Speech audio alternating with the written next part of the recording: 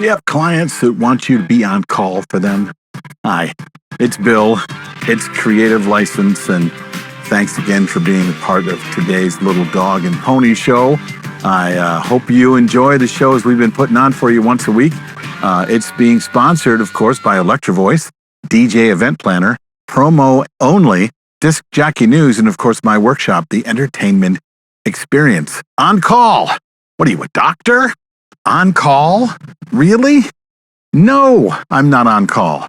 I can be on call. You know how people can put me on call? They can pay me to be on call.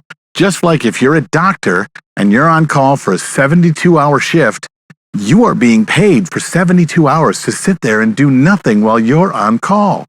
Okay, well, not on call. I guess what I meant was, what if they want you to hold a date? Yeah, I can hold a date for somebody for free. Absolutely not. Once again, the only inventory you own is your deposited dates. Okay, so if they want to put together a deposit or a retainer, that's great. I will hold a date for you. But if somebody else calls for the date and they have the money and I want to work with them as badly as I want to work with you, I might do you a favor and call you first and say, hey man, these other people want to work with me. I think they'd be really awesome to work with, but we did talk first, so if you want a chance at it, you can. So sometimes I'll do that, but usually if they are unsure, then they are still shopping. And then you take yourself out of the running for free.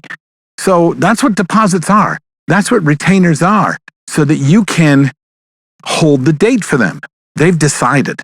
If they haven't decided, I mean, if you really want to, you can. But what happens is, and I know this for a fact because I've had people call me.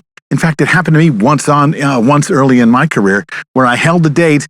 It was a close friend of mine. I was positive they were going to use me. And 2 weeks before the wedding, I called to get some more details, and they said, oh, well, we hired somebody else.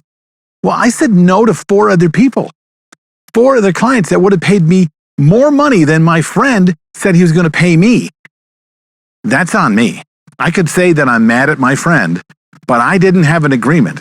And agreements are written in paper, okay, written down, even with your friends, especially with your friends. Another reason why working with your friends or with your family is not always the best idea. But when I do, I have a contract, right? We have an agreement. We have a business agreement because we are doing business, and it is my livelihood that we're messing with here. Okay, so I do a deposit, and they hold a date, and then they cancel on me. They cancel on me a month out, 2 months out, 5 months out, and they want their money back. I have to give their money back, right? Well, not if you've talked about not if you talked about the agreement, not if you told them ahead of time that, hey, you know, I'm taking a chance on you. Okay, you're taking a chance on me, I'm taking a chance on you. I'm turning away work. Now, depending on the laws and depending on the place where you live, holding a deposits are by their very nature refundable. So legally, at times, you have to give that money back, which is not really good for us. But if you're taking a retainer, and not just changing the word, but actually taking a retainer so that you're doing work from the moment that they hire you, or they understand that the retainer is a fee for you to say no to everyone that calls, then they understand that before they put the money down.